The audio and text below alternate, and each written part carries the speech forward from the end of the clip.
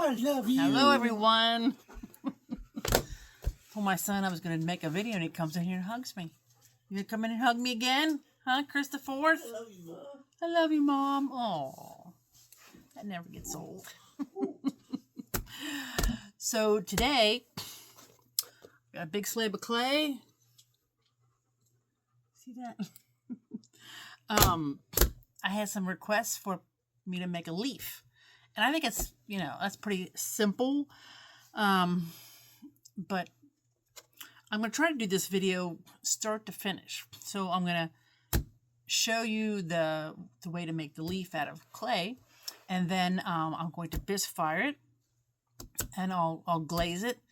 And then I'll show you the complete thing. So I'll do it like in 3 separate videos. But I'll squash them all together. So you don't have to wait. Won't that be nice? So anyway, let me lower you down. And I'll put the picture of the finished one that I've already done on the front of the video. So if you look at I'm sure you've already seen it if you're watching this video. So you know what it looks like. Because I use a new glaze that I found called, I think it's, is it Laguna? It's Catalina Crackle. Now, it's not food safe, so that's why this is going in a leaf that, somebody wanted to put, hold on, I gotta fix my cushions. This is, Laguna. Here it is. Catalina Crackle. Now, it is not food safe, as I said before. So I'm going to put this in a leaf and people can, use it for a bird bath outside. I mean, if you want to put bread and crackers in it, it's fine. But you can't really bake in it. I wouldn't put it in a microwave because the Crackle has little tiny hairline cracks, in it.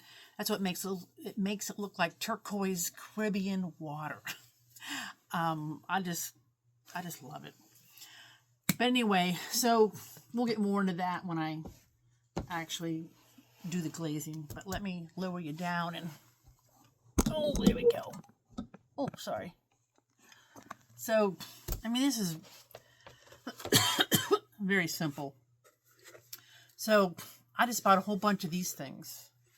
And I do, when I was making the big leaves and these leaves, and I actually make...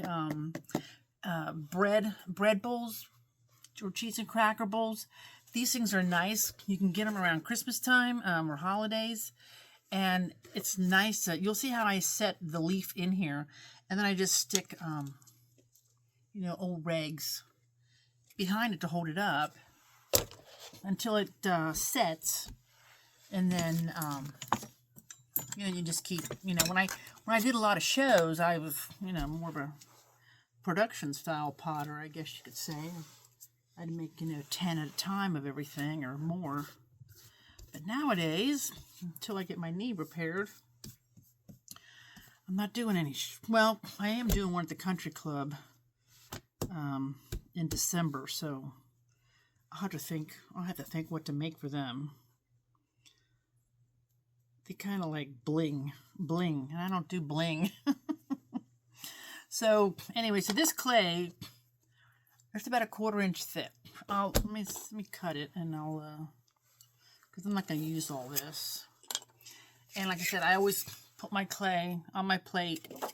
First, I'm going to dip it in water. I'm going to lay it on here, and then by the time I use it again, it'll absorb some of the water. It'll stay moist. Otherwise, it gets so hard that by the time you get back to it, it's too hard to use. So, here you go. You can see how thick that is. That's pretty thick. That's probably more than a 1/4 inch, I'd say. But I don't like to make pieces of pottery that are so thin that, you bump them in the dishwasher or bump them getting them out of the dishwasher or the microwave and they crack. I don't know. Probably because I'm a klutz, right? So, so let's see how big we want this. I'm going to start off down here. Let's see. Hope you guys can see this. There we go. Oh, bring it back. There we go. Okay. So, I'll take the end of my needle tool. So I was just eating some kettle corn. I had some left over from when I went down to one of our local farms here in Cincinnati. And we got pumpkins and kettle corn and this weekend. So let's see. So let's take my needle tool. I'm just kind of drawing on here how I want it to look. I think I'm going to even this out a little more here and bring it down this way a little bit more. There we go. Before I cut it out. Yeah, I think that looks. I'm gonna widen the. I don't usually, for something like this, I don't usually use a pattern. If you can't cut a leaf out, you know, I think sometimes people worry about them being too perfect, or, I mean, we're making leaves. Leaves are all different shapes and sizes. It doesn't really matter what it exactly, the shape. I'm going to dip that in water because this is concrete board I'm working on. This is Hardy Backer concrete board. This is not drywall. This is concrete board that they put in showers and things. So as this is sitting here, it is drying out. It is getting really stiff. I'm going to trim this just a little bit. Because I want the sides to be a little more similar to each other than what I have. There we go. Yeah, that looks good. Okay.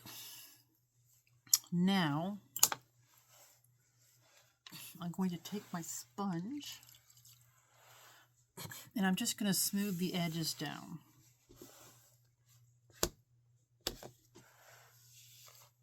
One thing nice about hand building is you can smooth everything down and pretty much finish the piece, set it aside, and you're done.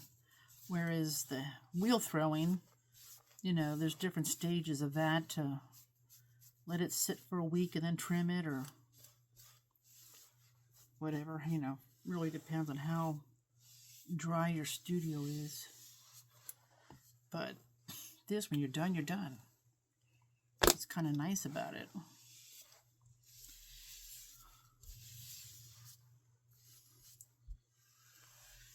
Yeah, these make great bird baths, or like I said, even cheese and crackers. That's fine too. Like I said, I just wouldn't put it in the oven or the microwave. Okay, now I hope you can see this. It almost looks just like the, let me move this back here. It looks just like the board. It blends in too much, doesn't it? Let's see, here we go. So this is a Kemper tool. And I like this because it doesn't have a real sharp point. Let me see. Let me clean it off a little bit. So there's the point. It has a little bit of a point, but not a lot. I don't know. It's got a notch here in the end, which I really don't know. It almost looks like this end kind of looks like a knitting needle, doesn't it? Or a crochet needle? Not sure what that's for, but anyway. So I'll make sure it's wet. So it glides through, and you want to take it, start at the top, the tip, and just bring it down through here. Don't make it just a straight line, okay? And you don't want to go too deep because you don't want it to crack in half in the firing. So that's for the center. Now for the veins, where did that go? Hang on, I have a... Here we go. Sorry, I love this tool here. This is an old pen. It's an old pen that looks like a paintbrush. It was a, I don't know if you know who Marjolaine Bashton is, but she's a very famous watercolor person.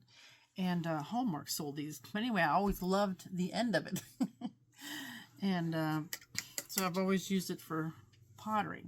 So I'm just going to take this. You can't really see. I'm going to try to, let me try to turn it a little bit. There we go. And I'm just going to start at the, I'm going to start at the vein here, the center vein, okay? And you can start down here. Down here, I'm just going to add a couple more lines. And I'll hold this up again. See the lines there? But for here, I'm going to start at the center. And so you can put these as close or as far apart as you want. You'll notice when you do it that you get a very different look. Like a vibe, you know.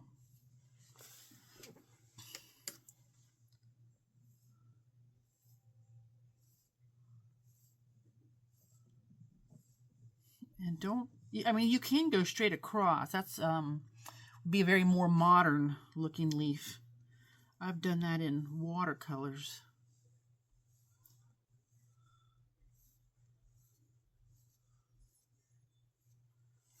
Okay, now I'm going to have to turn this way and start up here.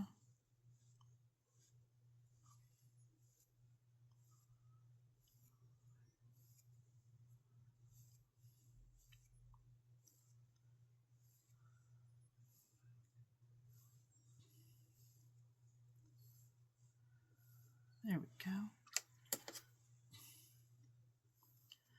I went over to a place called Chicken Salad Chick today. I think they're nationwide. They got the best chicken salad. And celebrated my friend's birthday. And it was so nice to get together with friends. I don't get to see them really that often. My friend lives over in Kentucky, and not that it's that far away, but you know, you always get so busy in our lives that we only get together for birthdays and Christmas anymore. Just kind of sad. Let's see now. So, okay, I've got these indentations in here, as you can see.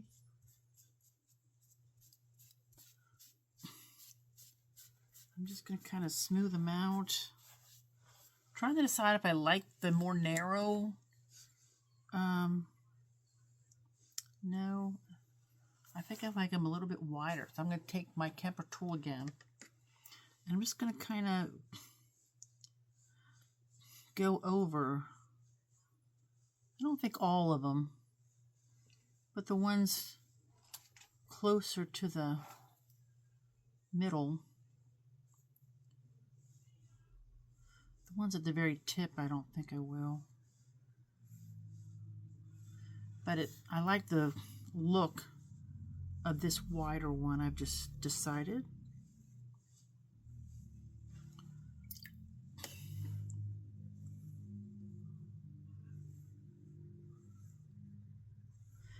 And we went across, we took the ferry across the Ohio River. And that's always fun. I don't know how long that ferry's been there. I'm trying to think if it's been like 100 years, I think. And it's funny because I think I always see the daughter running the ferry boat now, or the tugboat that pushes the ferry. But it was pouring down rain. And I don't know, I always get a little nervous going across the ferry in the pouring down rain. I don't know why, but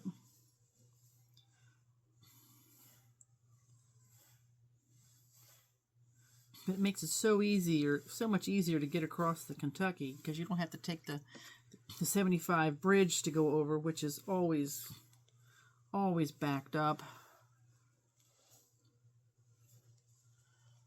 So sometimes it's like a shortcut.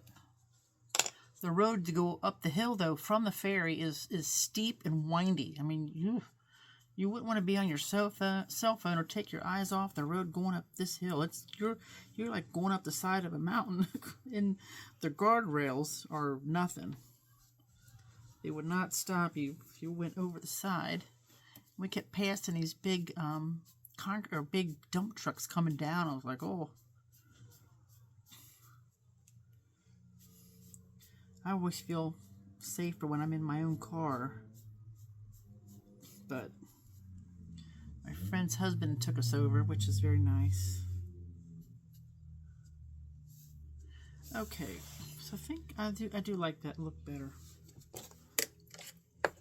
I'm gonna do it down here too.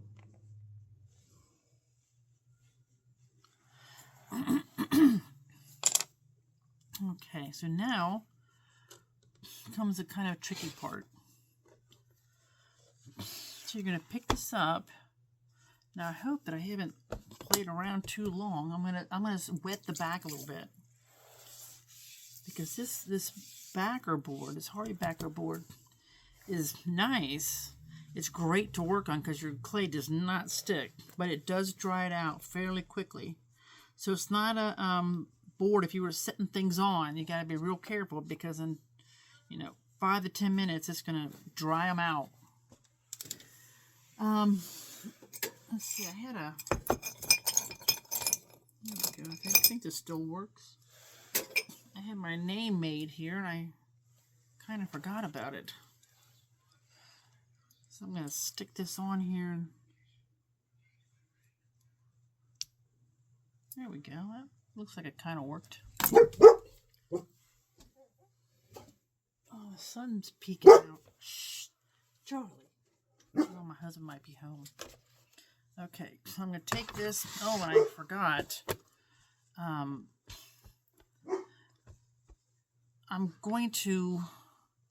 I think I'll just set it in here. A lot of times I'll put cornstarch on here so it doesn't stick. This is kind of a little bit tricky. Let's see here. So where it's creased, okay? Where it's creased, I'm gonna fold it in half, kind of, and see how taking the top here apart, crease that a little bit, and then I'm going to bend it a little bit. See that?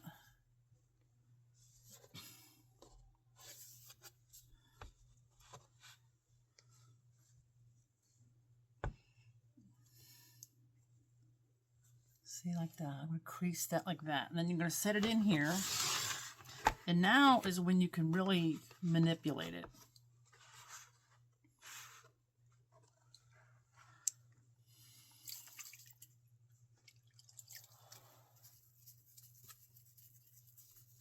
These little curly cues at the end here, like that, they will try to open back up, because clay has memory. And it will want to open back up.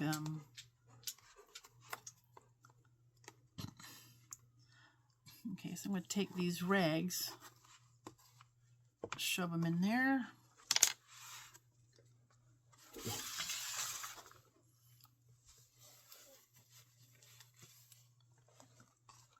I'm going to,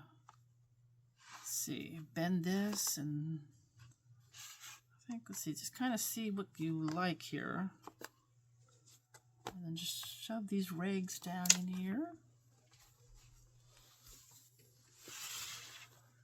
Let's see. I'm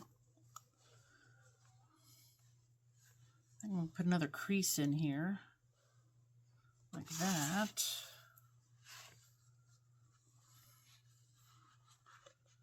There we go. I kind of make them a little bit symmetrical. I don't know. I just think it has a little bit more of a appeal. See, we got an indentation here. We got an indentation here.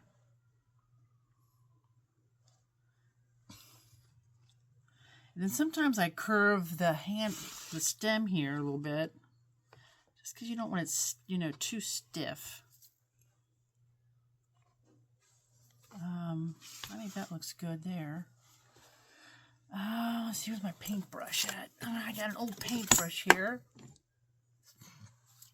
I'm going to get that wet. I'm just going to take, this is creased. It's cracked just a little bit from bending it because it's been on the hardy board too long. But that's it. So now, and so when this is leather hard, okay, I'm going to take it out and kind of tap it on the table and just make sure the bottom's flat, that it sits. Right now I'm not worried about it too much.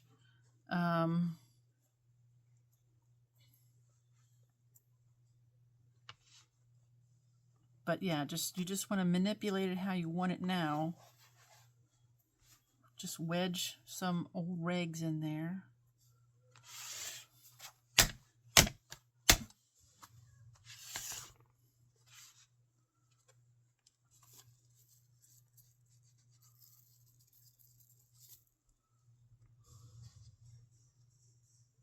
There we go. I think that looks good.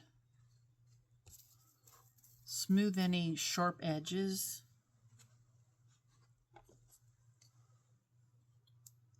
And if you want to, you know, go over any lines now, any veins, just to enhance them a little bit, now is the time.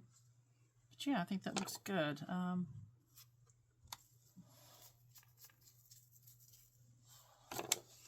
there we go. And I will be back. I don't know, I don't like this right here. I think I might curve this over. Let me wet it. It's just something about it I don't like. There we go.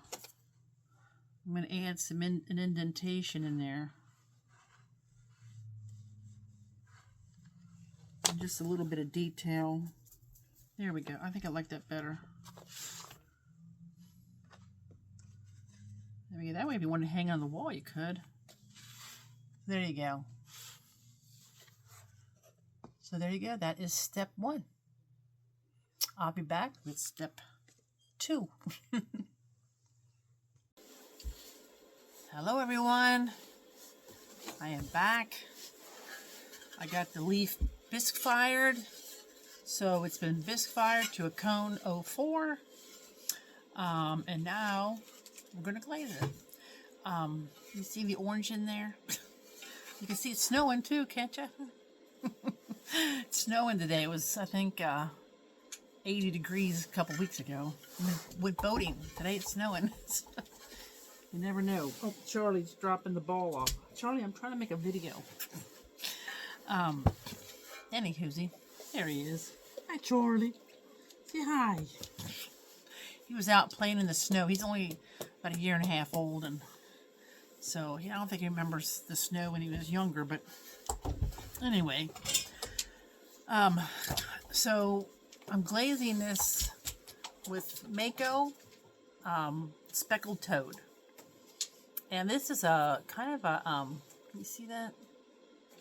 Kind of a funky glaze. It's supposed to be, I've used it several times before. It's supposed to be a shimmery green with like 3 coats, and then a olive green with just like 1 or 2 coats. And I know from using it on other things that if you use too much, it'll go like a metallic.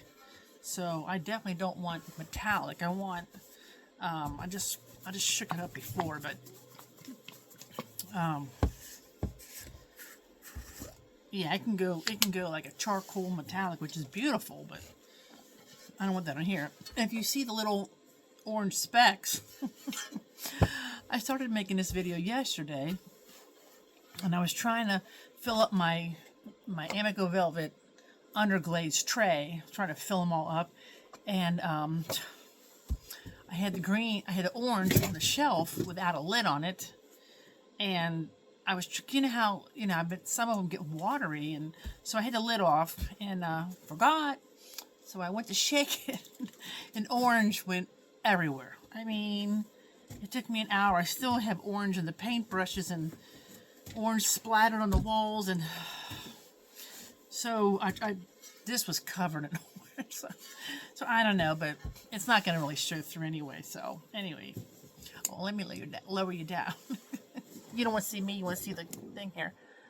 But yeah, it's been snowing since last night, and it is November 10th today.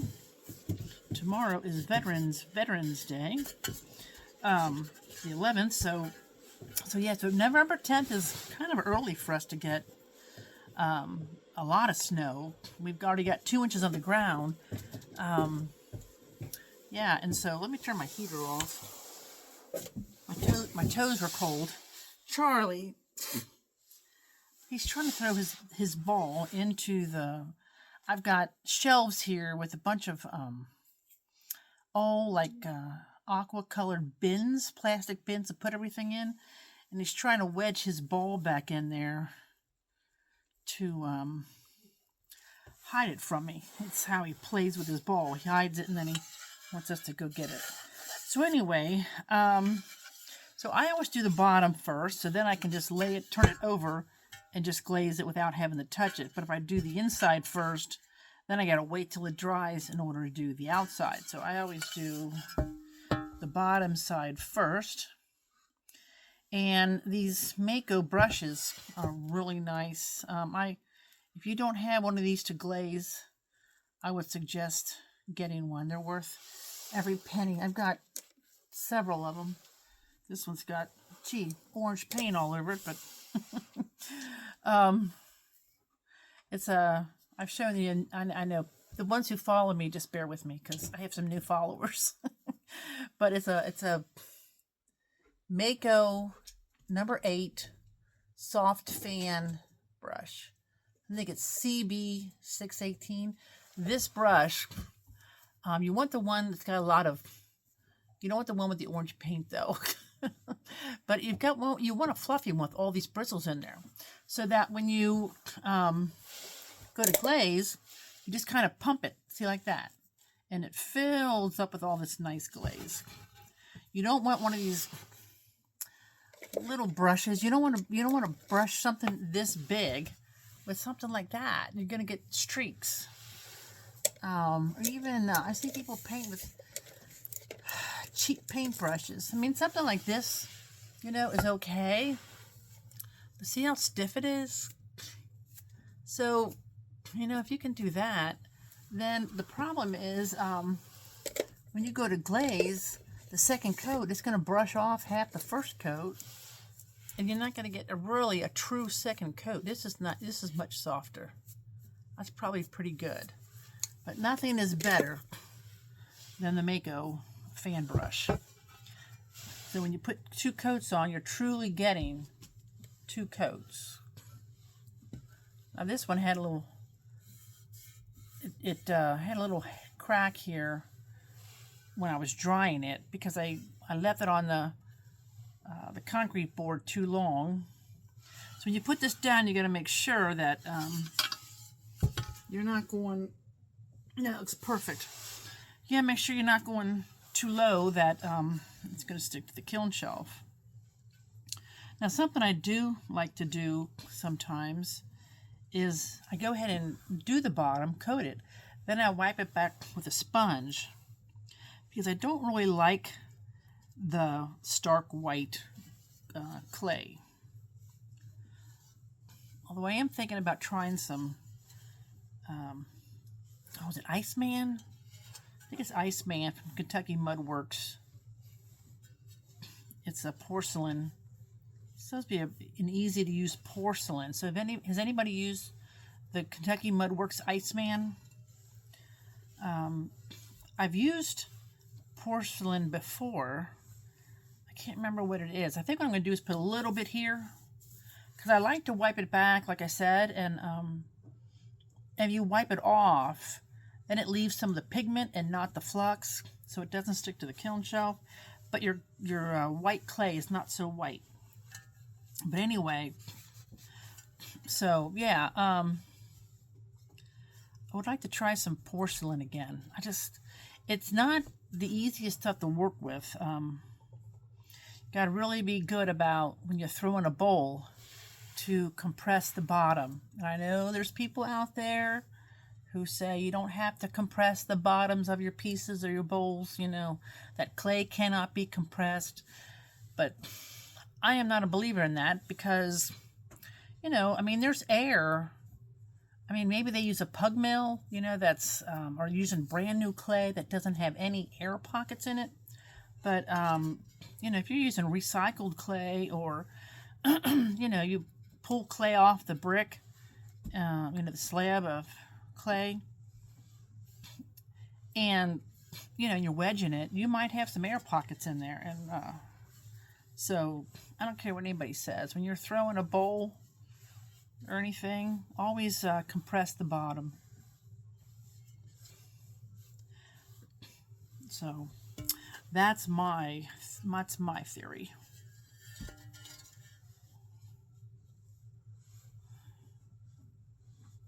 Yeah, it's cold out there today. It went down to like 17 here last night, and that's very cold for us at November 10th. It's not usually that cold here yet. Charlie Kester. Oh, I forgot to say who. Oh, that's right. This is never mind. I keep forgetting this is a 3-part video series, this is why it's so hard for me to do these, because, you know, I forget to do the second. I forget to do the second and third part. Okay, so you really have to let it dry in between coats. This is drying really fast. You don't really have to worry about all the bumps.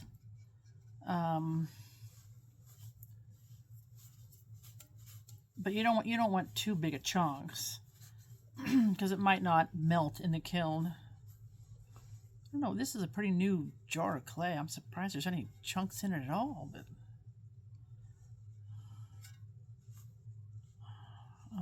I don't think the glaze itself has chunks in it.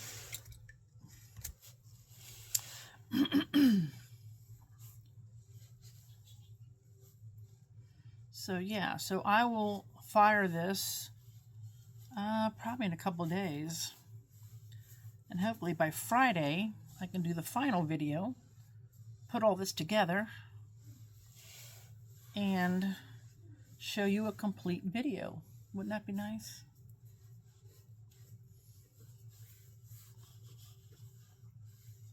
I've been thinking about kicking the cats out of my greenhouse and using my kiln again.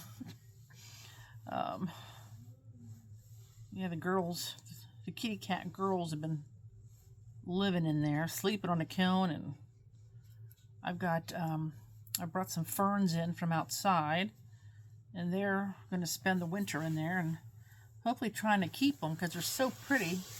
Gosh, I hate to just let them die out in the snow. So see, I'm just going to sponge this off a little bit. Try to get some in my name here. See my name I got in there? There we go.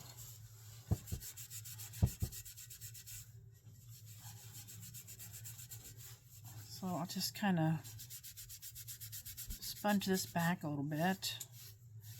I know some people try to get a real clean line, but like I said, I kind of like I don't like the white bottoms. Now, if it's porcelain, that's different. I think that's a whole different animal, as they say. Because this clay is, you know, just so beautiful. Some of it, you know, if you throw thin enough, it's, you know, actually translucent. People make beautiful luminaries and things. So that's what I was kind of thinking about doing, is making some luminaries and then painting underglazes on them and seeing if I can't get the light to come through. So see that? See, that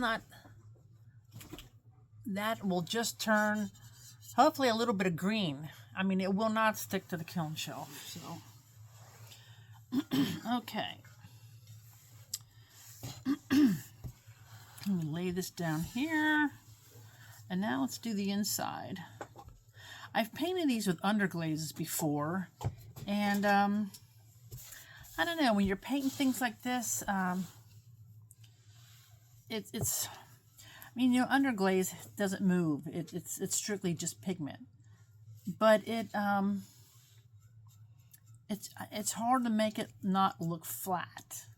So I like it on my bowls because I'm painting flowers, and I you know, of course, you know me, I do mix colors in it, but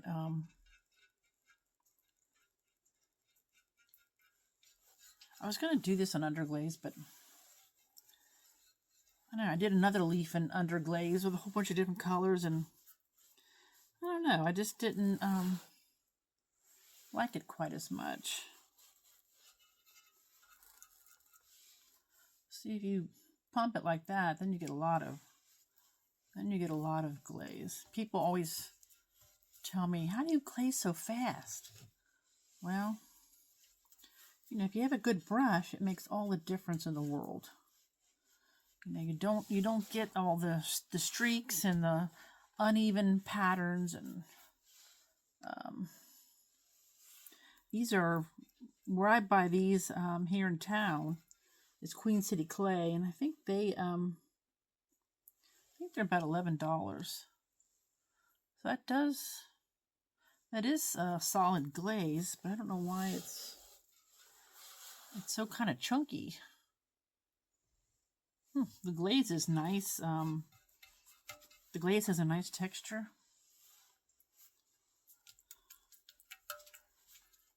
This is the end of our session for pottery classes, so I've been firing a lot. Sorry. I'll keep pulling chunks out. Hi, Charlie. Hello, big boy. Hello, pretty boy. What do you want? You gonna play? I'm trying to make a video. Yeah. You can't eat that. That's my sponge. I think he's part belly goat. He'll eat anything.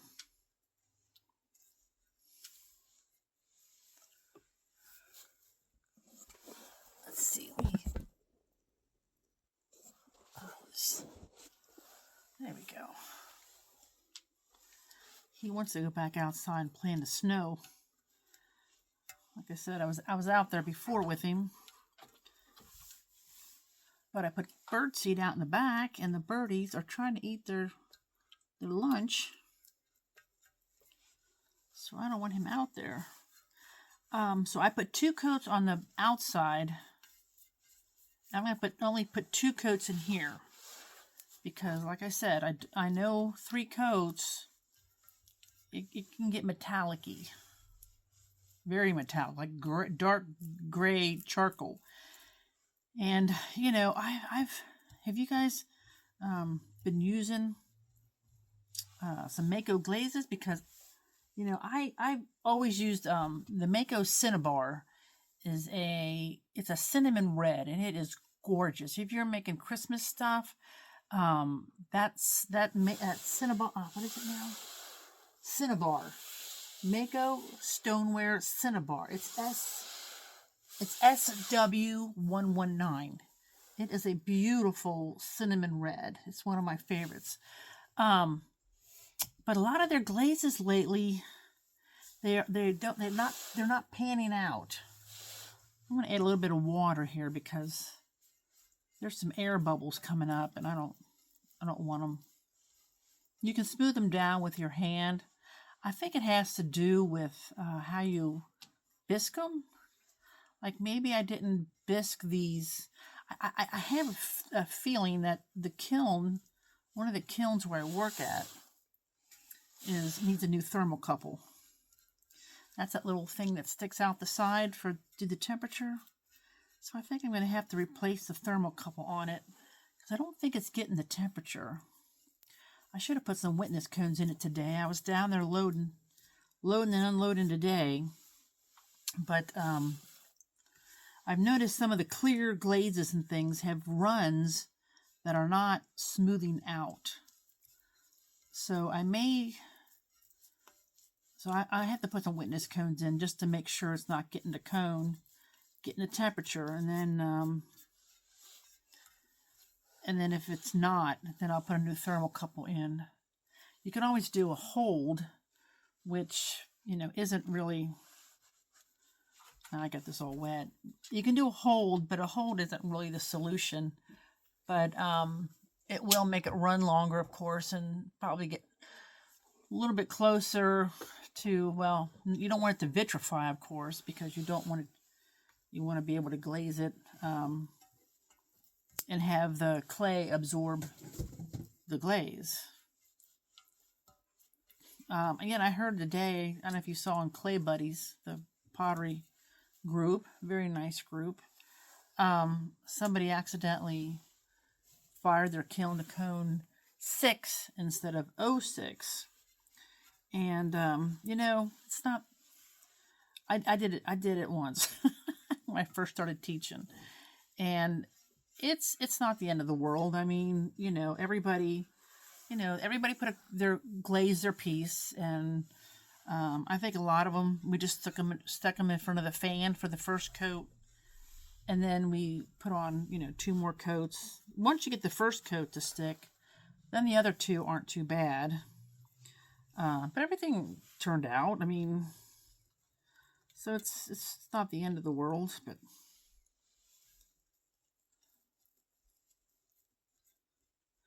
I mean, if it was, you know, if I was using my kiln at home, you know, you can walk in there and check on it. But, you know, at school, at the rec center, I'm not going to sit there for 12 hours and watch the kiln. So, you know, if it happens, it happens. But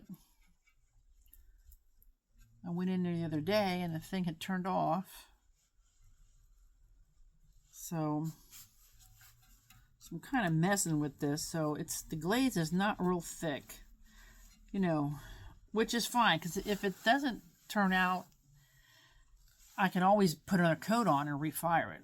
But if you put it on too thick to begin with, you're not going to be able to save it. You're not going to be able to refire it because you can't get the glaze off. You can always add glaze, but you can't undo it. So you're better off doing it lightly first. I think that's good.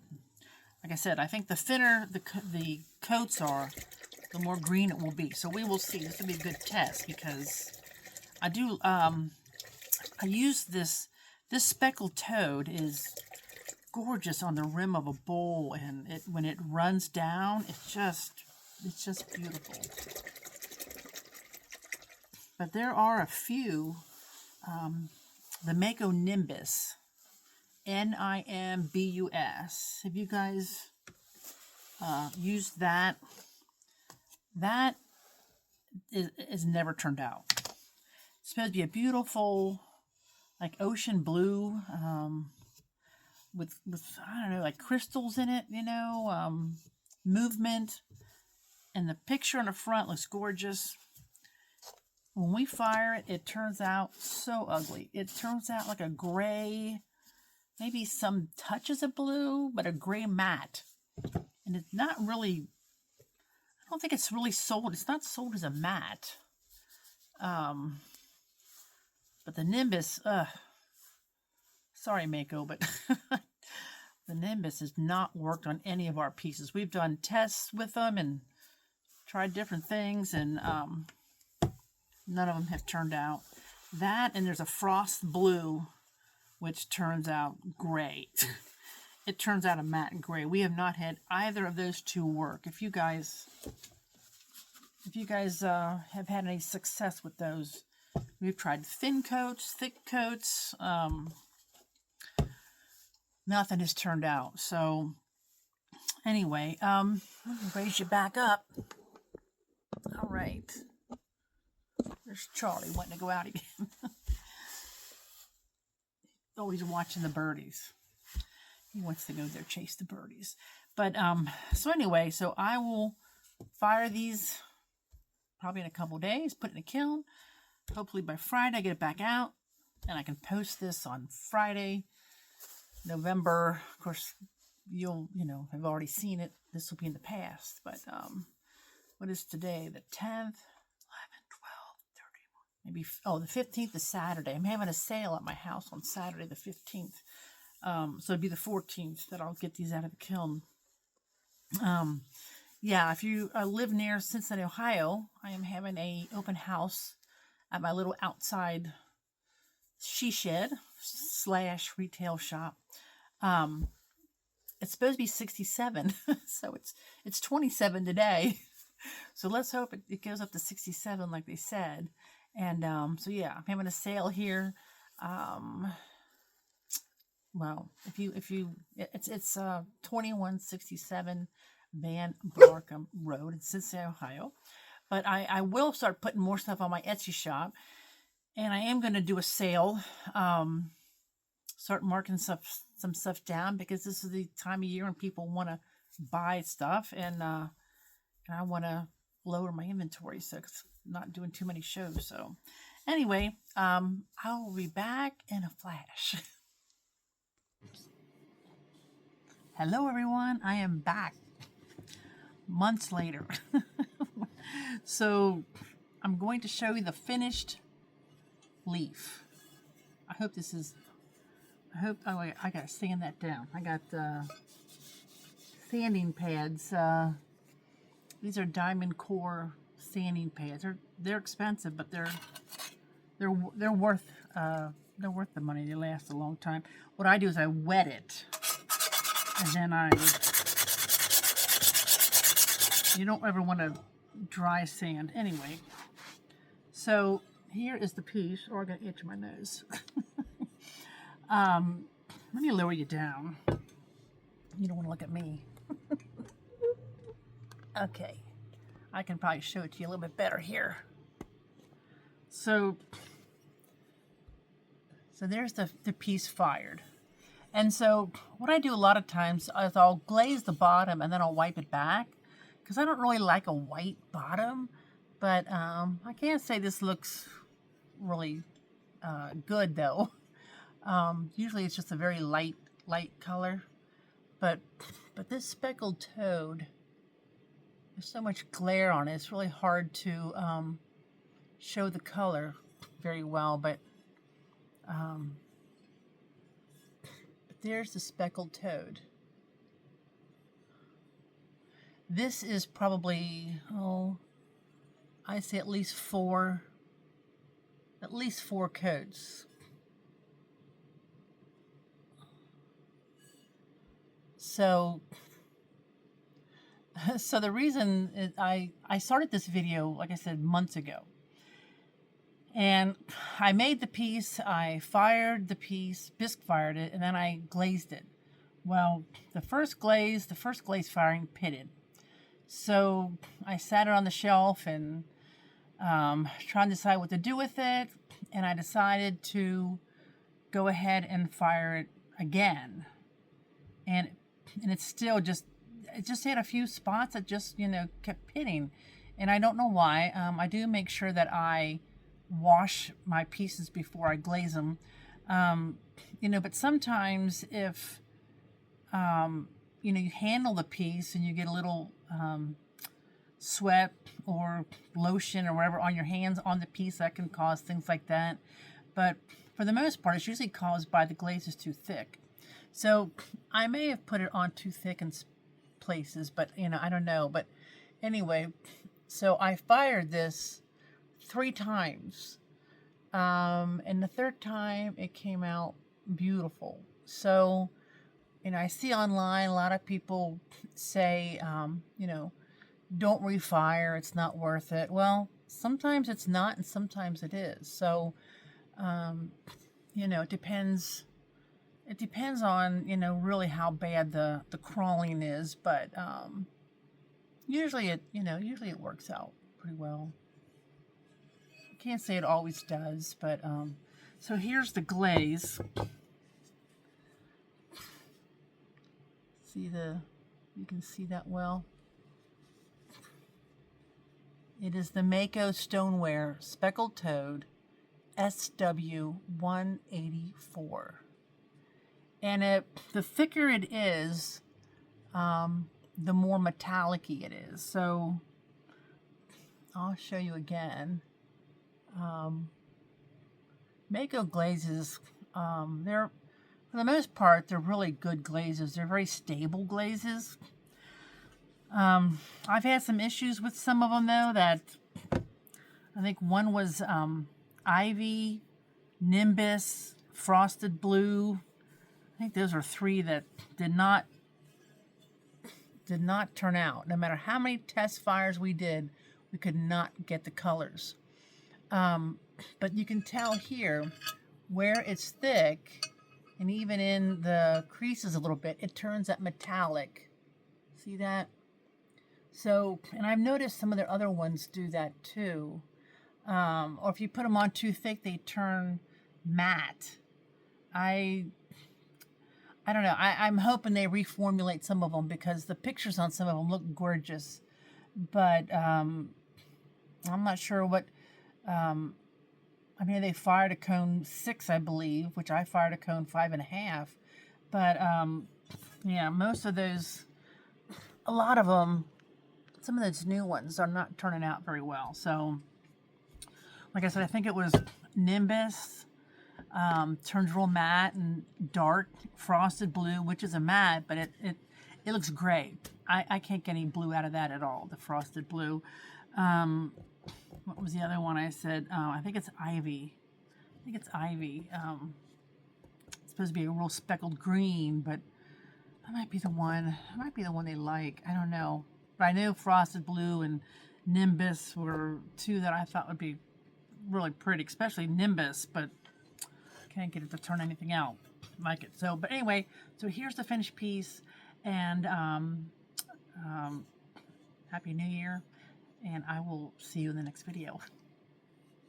If you like the video, please share it, and I appreciate it. Thanks so much.